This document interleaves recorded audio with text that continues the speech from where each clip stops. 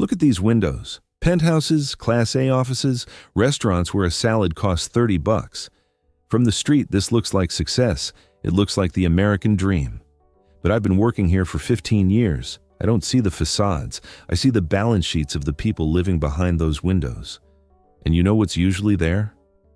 Nothing. Zero. Last week, a guy came into my office, VP of a tech company, making $500,000 a year. Italian suit, Rolex, confident smile. He sat in the chair opposite me and literally started crying. Because if he gets laid off tomorrow, he loses the house in a month, the Tesla in 2. And in 3 months, he won't be able to feed his kids. He makes $500,000, but he's broke. He just hasn't admitted it yet. This is the biggest lie of the financial industry. They sell us the idea that wealth is income. That is a lie. Wealth isn't how much you make, it's how much you keep. I've seen school teachers retire as multimillionaires, and I've seen NBA stars die in poverty. The difference isn't talent, it isn't luck. The difference is the algorithm. In finance, just like in physics, there are laws. If you jump off a building, gravity doesn't care if you're a good person, you will fall. Money is the same. If you violate the rules we're going to talk about today, the market will chew you up and spit you out. It doesn't matter how hard you work. There are 9 rules, 9 golden principles.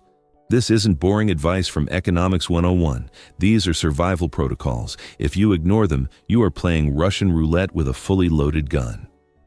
I'm Mike, and today I'm going to show you how money actually works. It starts with a fundamental error, a mistake that 90% of people make the moment they get their first paycheck. Rule number 1 sounds insultingly simple. Never spend more than you earn. You've heard it 1,000 times from your parents, your teachers, Dave Ramsey. And you're probably rolling your eyes right now. Thanks, Mike. Great advice. Video over. But if it's so simple, why is American household debt hitting record highs every single year? The problem isn't math. The problem is psychology.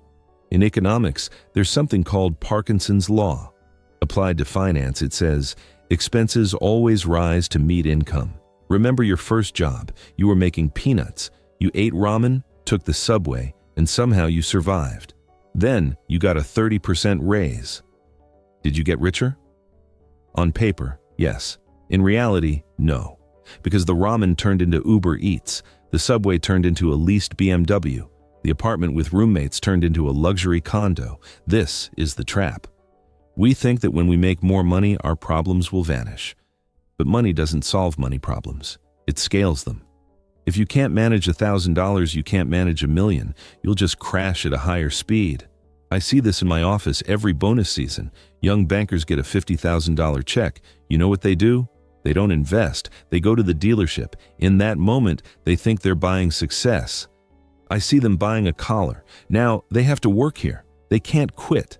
They are terrified of losing next year's bonus because the car lease is due. They voluntarily put on golden handcuffs. Wealth isn't created when you make a lot. It's created in the gap. The difference between what flows into your pocket and what flows out. That gap is your freedom. Most people live by the formula. Income minus expenses equals savings if anything is left. Usually, nothing is left. Rich people live differently. They artificially suppress their lifestyle. If their income goes up, their expenses stay flat. That gap widens. Imagine your financial life is a bucket. Your income is the faucet. Most people try to turn the faucet on harder to fill the bucket, but they ignore the holes in the bottom. Holes like impulse buys, subscriptions, status symbols you don't need to impress people you don't like. Until you plug the holes, the water pressure doesn't matter. Stop trying to look rich. Being rich and looking rich are 2 opposing goals. Pick one. But how do you create that gap if you're living paycheck to paycheck? That brings us to rule number 2. It flips the entire equation. Most people pay everyone else first. The bank, the landlord, Amazon, the barista. And only one person in this chain gets nothing. You. Imagine payday. You get that notification on your phone. Feels good, right? But what happens in the next 24 hours? A line forms. First in line is your landlord or the mortgage lender. They take the biggest chunk. Then comes the electric company. Comcast, Whole Foods, the gas station, Netflix. They all stand there with their hands out, and you, like a compliant citizen, hand them your money, piece by piece, and then you stand at the end of that line. You look at what's left, and usually it's dust. You pay everyone except the most important person in the scheme, yourself. Rule number 2 is pay yourself first. It sounds selfish, but it's the only mathematical model that works. Most people live by the equation, income minus expenses equals savings. That is the equation for poverty, because expenses are a gas. They expand to fill any available volume. If you wait to save what's left at the end of the month, you will never save anything. There will always be an emergency sale, a coworker's birthday, or a happy hour that eats the rest. The wealthy flip the equation. Income minus investments equals expenses. Look at the IRS. They aren't idiots. They don't wait for you to get paid, pay your bills, go to a restaurant, and then ask, "Hey, if there's anything left, could you pay your taxes, please?" No. They take their cut before the money even hits your hands, at the source, because they know human nature. If they gave you the cash, you'd spend it. You need to become the IRS for your own life. The moment money hits your account, boom, 10, 15, or 20% vanishes into a separate account. 401k, Roth IRA, brokerage, it doesn't matter. The point is, it's gone. You can't spend it. In that moment, your brain will panic. Hey, we have less money, we won't survive. You will survive. Humans are incredibly adaptive creatures. If I take away 20% of your income, you'll whine for 2 weeks. And then you'll adapt.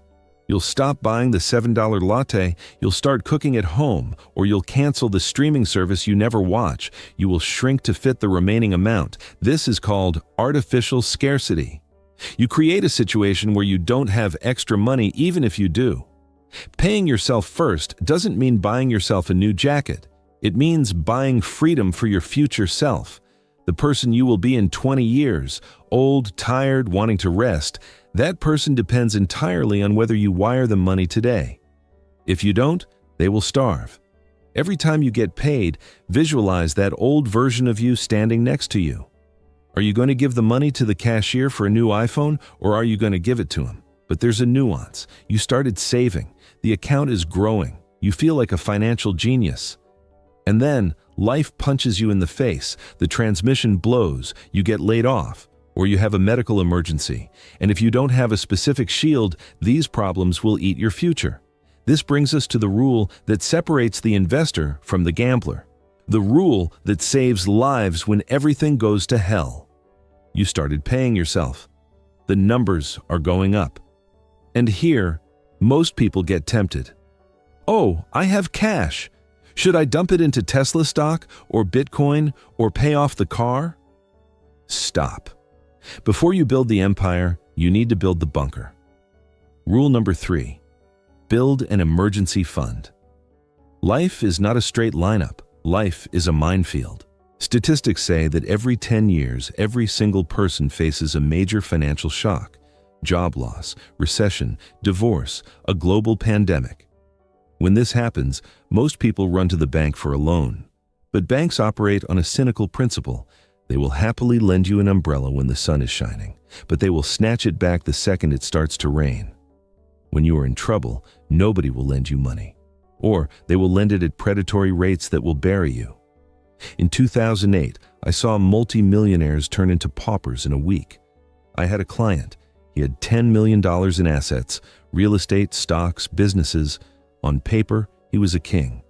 But when the market crashed, he needed $200,000 in cash to cover a margin call.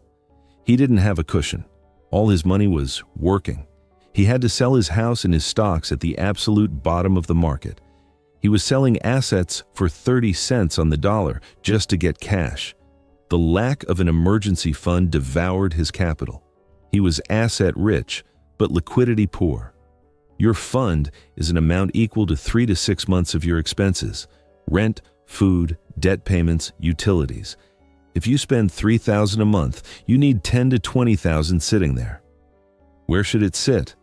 Not in stocks, not in crypto, not in real estate, and definitely not under the mattress. It should be in a high-yield savings account, HISA, accessible instantly.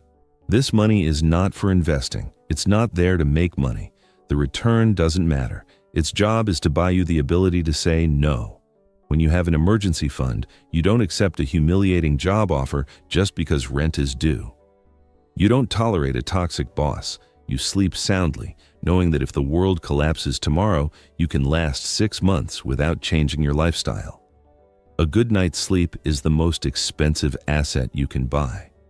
Only when this box is checked do you have the moral right to think about investing, not before. But there is a trap here. A cruel irony of the financial world. You built the safety net. You feel secure. But while your money sits in the bank waiting for a rainy day, a silent killer is hunting it. It's invisible, it's slow, but it never sleeps. And right now, it is shrinking your wealth. Many people call this stability. I call it guaranteed poverty. It's time to talk about why just saving money is suicide.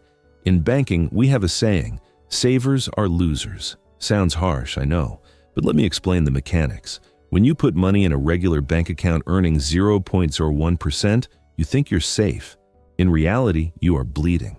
Because real inflation isn't the number they show you on the news. Real inflation, the cost of housing, healthcare, education, food, is often way higher than the official CPI numbers. If you keep money in cash, you aren't standing still.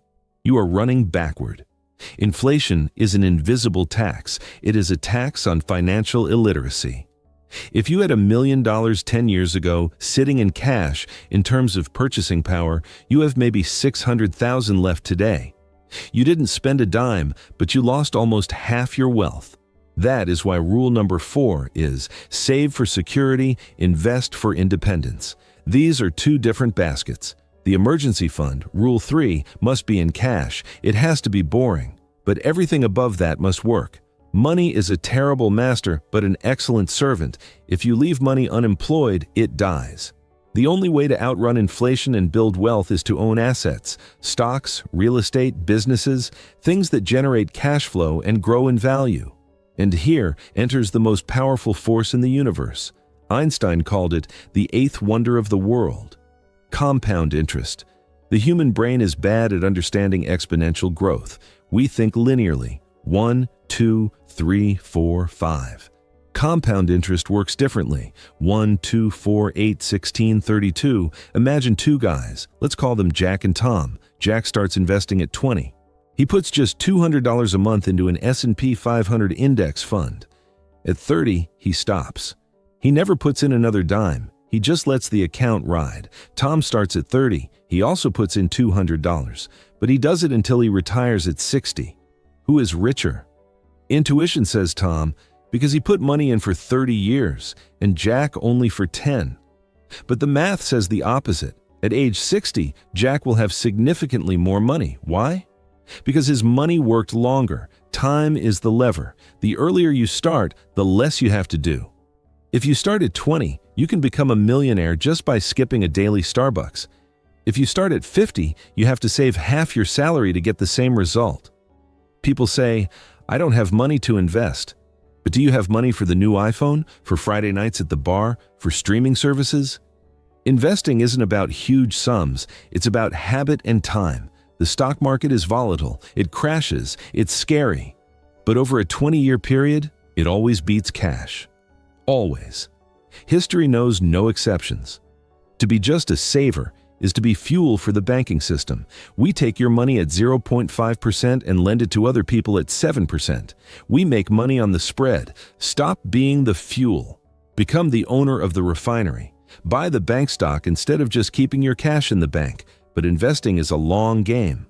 What if you want to speed it up? There is a tool that acts like nitrous oxide in a race car. But if you don't know how to handle it, it will blow up your engine. We've arrived at the most controversial topic. The 4-letter word that makes people sweat. Debt. The word debt makes most people nervous. We are taught to fear debt. Stay out of debt. Live within your means. That is great advice for a child.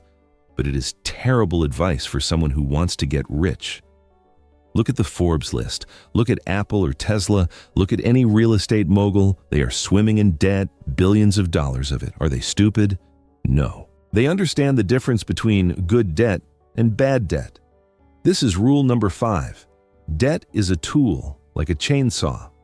You can build a house with it 10 times faster than with your hands, or you can cut your leg off. It depends on who is holding it. In finance, we call debt leverage. Bad debt is when you borrow money to buy a liability, something that takes money out of your pocket and loses value, a loan for a wedding, a loan for a vacation, financing a car just to impress your neighbor, and the scariest beast of all, credit card debt carrying a balance. When you pay for a steak dinner on a Visa card with 25% APR, you are literally selling your future time for a piece of meat you eat today. You are making me, the banker, richer. To the bank, you are the perfect slave. You pay interest, you can't leave, you work for us. Good debt works exactly the opposite. It's when someone else pays for your loan. Imagine you buy a rental property. You put down a down payment, the bank gives you the rest. You find a tenant, the tenant pays rent. That money covers the mortgage, the taxes, and leaves a little extra for you. In this scenario, debt makes you richer. You are using OPM, other people's money, to control an asset that appreciates. In 30 years, the tenant pays off your mortgage. You own the house for free. That is the magic of good debt. The rich use debt to scale their income. The poor use debt to scale their expenses. If the interest rate on the debt is lower than the return the asset produces, take as much as they will give you. If it's the other way around, run. But be careful. Leverage cuts both ways. It multiplies profits, but it also multiplies losses. If you buy a stock with your own cash and it drops 10%, you lose 10%. If you buy it with 10x leverage, on margin, and it drops 10%, you lose 100% of your capital. You are wiped out. So debt is not a toy, it is a weapon of mass destruction or mass creation. Before you borrow, ask yourself one question. Who is going to pay for this? If the answer is me with my salary, that is bad debt. Put the pen down. If the answer is my asset, my business, or my tenants, sign the paper. But how do you know when to risk it? Where is the line between a brave investor and a gambler? Here we enter the territory of chaos. Rule number 6 teaches us how to dance over the abyss without falling. If you ask my grandma what financial wisdom is, she'll say, play it safe, don't risk it, get a stable job. My grandma is a lovely woman, but if I listened to her, I'd still be a junior clerk working for food stamps. In the modern world, the concept of safety has inverted. What the boomer generation considered safe, one job for 40 years, a pension, money in a savings account, is now the riskiest behavior possible. Rule number 6, take calculated risks. Notice the word calculated. I'm not telling you to go to Vegas and put it all on red. That is stupidity. That is gambling. Gambling is when the outcome depends on luck. Calculated risk is when the math is on your side. Professional investors look for what we call asymmetric risk. This is the holy grail of Wall Street. It sounds complex, but it's simple. It's a situation where the potential downside is capped and small, but the potential upside is unlimited. Example, you want to ask for a raise. What is the risk? 5 minutes of awkward conversation, maybe a no. Your ego bruises a little. That is your maximum loss. What is the reward? A 10 or 20% bump that compounds for years. Risk, tiny. Reward, huge. That is positive asymmetry. Do it. Another example. Starting a side hustle or a YouTube channel on the weekend. Risk. You lose time and a few $100 on a camera. Reward. You could build an asset that replaces your salary and sets you free. The asymmetry is in your favor. Now look at how most people live. They choose negative asymmetry. They speed down the highway at 90 miles an hour to save 5 minutes. Risk? Death or jail. Reward? 5 minutes. That is a stupid risk, but people do it every day. The main mistake of the middle class is confusing volatility with risk. They see stock prices jumping and think, dangerous. So they leave money in the bank, where it stably, without jumping, burns away due to inflation. Avoiding risk is a guarantee of failure. In an economy where AI and automation are replacing entire departments, a stable job is an illusion. You can be downsized tomorrow. The company can go bust. Your profession can disappear. If you have only one stream of income, a salary, you are walking a tightrope without a net. You think you are safe because the rope is thick, but the wind is picking up. Rich people risk constantly, but they risk in a way that one failure doesn't knock them out of the game. They make 10 small bets, 9 fail. 1 goes to the moon and pays for everything 100 times over. Don't be afraid to fail. Be afraid of not trying. The cost of inaction is always higher than the cost of a mistake. You can fix a mistake. You can never get back lost time. But to risk smartly, you need a map. You can't just run into the dark. You need to know exactly where you are going. Here is where most people break. They say, I want to be rich. That isn't a goal. That is a fantasy. A real goal looks very different. I've had hundreds of people in my office, and when I ask about their goals, 90% say the same thing. I want to be financially independent, or worse, I just want to be comfortable. In that moment, I usually close my notebook because that person has already lost. Rule number 7, set specific financial goals, down to the cent, down to the date. Your brain is a complex biocomputer, but it has a very specific programming language. It doesn't understand abstractions. If you type into your GPS, I want to go somewhere warm, the GPS won't plot a route. You need to enter coordinates, latitude, longitude. A lot of money are not coordinates. 1,000 in a brokerage account by January 15, 2035. Those are coordinates. Once the number appears, the magic disappears. Math takes over, and that is good news, because math can be solved. In banking, we use a method called reverse engineering. We don't look forward, we look from the future backward. Let's play a game. Let's say your goal is $1 million. Sounds scary? Impossible? For most, it's just a nice dream. Now, apply reverse engineering. Say you are 25 and you want $1 million by 55. You have 30 years. Assuming a conservative market return of 8%, you don't need $1 million. You need to invest about $700 a month. $700. That's not $1 million. That's a car payment on a Ford F-150. If we break it down to days, it's $23 a day. $23, that's a salad and a latte, or a pack of cigarettes and a sub. Suddenly, the impossible mountain turns into a staircase. You stop looking at the peak hidden in the clouds and start looking at your feet. Your job isn't to become a millionaire. Your job is to find $23 today, and tomorrow, and the day after. It's boring. It doesn't look heroic. But that is how fortunes are built, not by one giant leap, but by 1,000 small steps taken even when you don't feel like it. Most people overestimate what they can do in a year and fatally underestimate what they can do in 10 years. Write down your goals, not in your head, on paper. How much for Plan A, survival? How much for Plan B, comfort? How much for Plan C, total freedom? Once you see the number, the fear leaves, the task remains. But here we face the main problem of any system, the weakest link. That link is you. You are human. You get tired. You forget. You have bad moods. You might get emotional and spend those $23 on garbage. Willpower is a finite resource, like a battery in your phone. By evening, it's dead. Relying on willpower for money is insanity. That's why Rule 8 teaches us to remove the human factor. It's time to summon the robots. Because robots don't buy stuff they don't need, and they never forget your goals. I'll let you in on a secret that casinos and marketers have known for 100 years. Your willpower is a myth. You can be disciplined in the morning after a cup of coffee.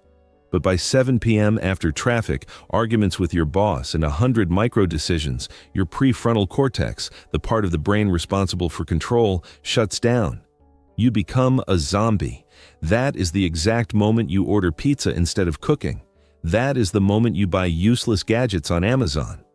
If your financial strategy requires you to log into your banking app every month and manually transfer money to savings, you will lose.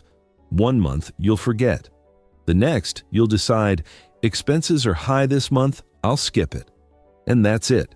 The magic of compound interest is broken. Rule number 8. Automate everything. You need to build a system where the right behavior happens automatically and the wrong behavior requires effort. In tech, this is called friction. You want to add friction to spending and remove friction from saving. Here is how it works for my wealthiest clients. On payday, their money doesn't sit in one pile. A script executes. Ding! 15% flies into the 401k or brokerage. Ding! The exact amount for rent and bills goes to a checking account specifically for bills. Ding! A slice goes to the Freedom Fund, HISA. And only what is left after this purge hits the debit card they use for groceries and fun. They live on the remainder. They see a number on the card that is lower than their real income, and they adapt to it. They don't feel deprived because they never even saw the money that went to investments. Out of sight, out of mind. This turns wealth building from a monthly struggle into a background process. You sleep, the system works. You're on vacation, the system works. But there is another huge plus. Automation makes you a better investor. When the market crashes and the news is screaming about a recession, humans get scared. Your hand won't let you click buy when everything is red. Humans wait. Robots don't wait. They have no emotions. They have no fear. They just buy the same amount on the 15th of every month. This is called dollar cost averaging. By buying automatically through crashes and booms, you mathematically beat the majority of people trying to time the market. The best time is always now. You stop being the manual laborer of your finances. You become the architect. You built the pipes, and the water flows where it needs to go, watering your garden of the future. But even the most perfect machine can glitch. Or worse, you might stop understanding where it's driving. Automation gives freedom. But blind faith in the system is dangerous. To fly the plane, autopilot isn't enough. You need to check the radar occasionally. You know that feeling? End of the month, you know you overspent. A bank notification pops up, and you swipe it away without reading. You are afraid to open the app and face the truth. Psychologists call this the ostrich effect. We bury our heads in the sand, hoping that if we don't see the problem, it doesn't exist. But in finance, ignorance is not bliss. Ignorance is cancer. It grows while you aren't looking. Rule number 9, track money obsessively. You cannot manage what you do not measure. That is a business axiom. Imagine the CEO of Apple telling the board, "Well, I don't know exactly how much we made this quarter, but it feels okay." He'd be fired in a second. But you are the CEO of You, Inc., your family, your life. It is a business, and you are running it like a blind captain. Most people only know one number, how much they make a month. Some know a second. How much is in their checking account right now? That is not enough. You need to know your net worth. This is the main number of your life. The formula is simple. Everything you own, house, car, cash, stocks, minus everything you owe, mortgage, credit cards, student loans. The result might shock you. A guy might have a BMW and a condo in downtown, but because of debt, his net worth might be negative. He is poorer than a homeless guy who has $0 but zero debt. You need to track this number once a month, not more often, or you'll go crazy from market swings. But not less. When you start tracking, magic happens. It's called the Hawthorne effect. Scientists discovered that people perform better just because they know they are being observed. Money is the same. When you know that tonight you have to log that expense into your spreadsheet or app, you think twice. Do I really need this third cocktail? The act of observation changes behavior. You stop being a passenger. You sit in the cockpit. You don't need to be an accountant. Use apps, Mint, Copilot, Excel, a notebook, whatever. The key is to see the trend. If your net worth graph is going up, you are winning, even if today feels tough. If it's going down, despite a high salary, you have a leak and the ship is sinking. Without this data, you are just drifting in the ocean, and the ocean is cruel to those without a compass. Now you have all 9 elements of the code. You know how to spend, save, multiply, and protect. But why do all this? For numbers on a screen? No, we've come a long way. 9 rules: budgeting, debt, investing, risk.